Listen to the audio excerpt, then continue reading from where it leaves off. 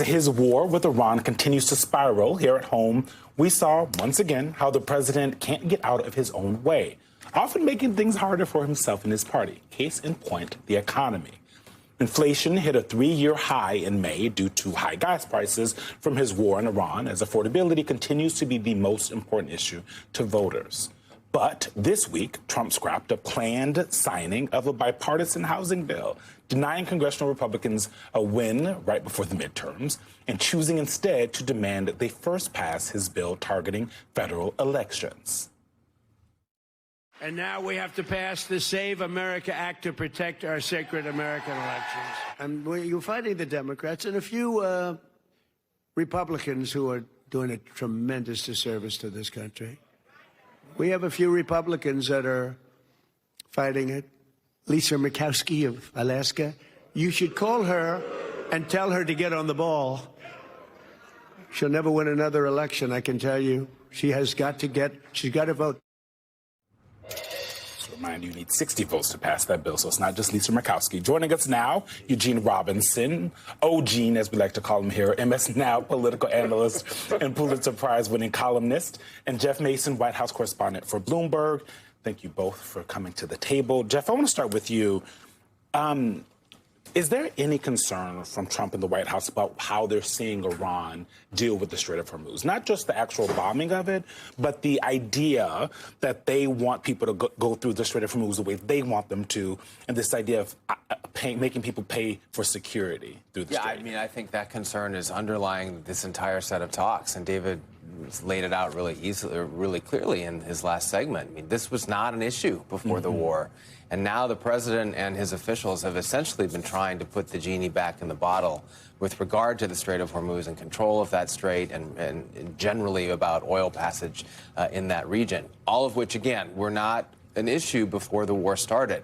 If you look closely at the list of points in the MOU, a lot of it is about the Strait of Hormuz. There's not a lot about the nuclear program. That, of course, is also something else that's on the agenda for that 60-day set of talks that's going on now that David was referring to. Yeah. But a lot of it has to do with just getting back to the status quo. But they don't seem to understand that, like, they did it. They taught Iran that this is how they can use this leverage. Yeah, I mean, now, look, it looks like we're in an incredibly precarious position that this war could restart at any moment, if you even call this a pause. But Eugene, as that's going on, the president desperately wants to get this war over with because he's well aware of the impacts on the midterms, on his party. At the same time, though, as Eugene was laying out, he's not doing himself any favors because whether it's the FISA bill, you know, whether it's saying no to a hearing and vote on his national intelligence director pick, or whether it's the housing bill, the president across the board is saying no to all of these things that could potentially help his party, all in order to get some control over the elections, to get that bill passed, to get the bill passed that requires documentary proof of citizenship. Right. All of this is what happens when you deliberately avoid having anyone around you who will tell you, no, that's a bad idea, and explain why and stick to their guns. There's nobody like that around Trump now, so he just follows his instincts. And as we know from years and years now, his way of operating is he gets up in the morning and he decides, you know, this is what we're going to do. There's no sort of long-term strategy involved, as hard as that is to comprehend in a president of the United States. That's where we are. And so, he's in the situation where he's doing self-harm. And he has done enormous self-harm to the world economy by, as Eugene said, teaching Iran that, gee, we can close the Strait of Hormuz, and you know what? We'll get away with it. And this is not a small deal for the world economy. So Trump will again be under pressure to do something about it. But what's he going to do? More bombing is not going to work. And I mean, as Laura pointed out, it's clear that Trump's priority right now is not any of these other pressing issues that are becoming political liabilities for him, but passing the Save America. Jeff, do tactics like this work anymore? So close to the November midterms, so close to Trump potentially being a lame duck president if Democrats take back the House? And is the White House trying any sort of, like, are there any backdoor conversations? Is, the legislative director trying to woo anyone in sort of a more palatable, normal way that we've seen past White Houses And the carrot way instead of the stick. Yeah. A couple of things. First of all, Lisa Murkowski won, I believe it was her last election, by basically jettisoning the Republican Party and winning on her own name recognition. So She won a write-in election. Yeah, exactly. With the name Murkowski. With the name which is not Murkowski. exactly- Okay, people had to write Murkowski, and she won. So I don't think that the president necessarily can forecast that she doesn't have a chance of winning another election based on that past history. Secondly, he did meet with Mike Johnson this last week, and no doubt there was some damage control going on there, because I can tell you from my own reporting that the day before the housing bill signing was supposed to happen, I was speaking to a White House official who was touting it to me as a major success for the administration and a major success for the White House.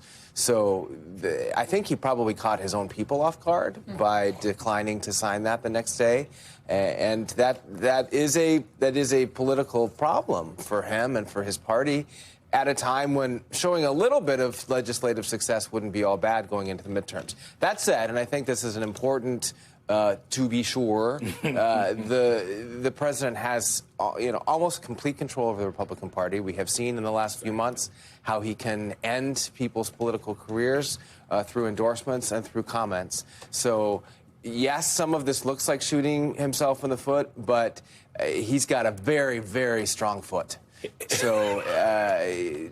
That's not a great analogy. But my point is, like, there may be some self-damage there, but he's doing okay, and he knows that, and he knows that he has that power and that strength, and he uses it electorally and politically. Bill Cassidy and him were yelling at each other, and then Bill Cassidy changed his vote after talking to the president and his team. I really wish we had a recording of that. Someone does somewhere. We will get it one day. Maybe when one of these books come out. Eugene, I want to play something for you from J.D. Vance from Real Time with Bill Maher and talk to you about it on the other side. It's really interesting. The biggest criticism I had of the 2020 election is that you had technology companies that were quite literally censoring negative information about the left and promoting negative information about the right. The sense in which I think the election in 2020 was rigged, I'm sorry, is that you had technology companies that were putting their thumb on the scale in a way that completely obliterated the real open exchange of ideas. Now, by the way, it didn't happen in 2024, but it happened in 2020, and it was a problem. That is not at all how Donald Trump uses the word rigged. That is not at all how normal people understand the word rigged. No. It seems to me he is trying to sanitize and find a way to sanitize Trump's stealing the election theory to kind of set himself up as a 2028 or to be able to do it his way. Exactly. He clearly is making his bid for 2028, and he wants the MAGA coalition behind him. And so if you don't use the word rigged about the 2020 election, you got to use that word or else you're out, right? You are, you're worse than a pariah. So he's trying to find a new way to use the word rigged. This is completely, just out of thin air, I guess, but he's trying this out and seeing if that's gonna work. Let him have it both ways, not claim it was actually rigged, but to say it was somehow the tech companies rigged it. And also, Trump didn't get kicked off of Facebook and Twitter and all of those until after January 6th. This was after the election. After the election. That was after the election. I'm not great at math, but I know months a little bit. A couple months after the election. We also didn't have Elon Musk in 2020 spending a record amount of money on trying to influence the election.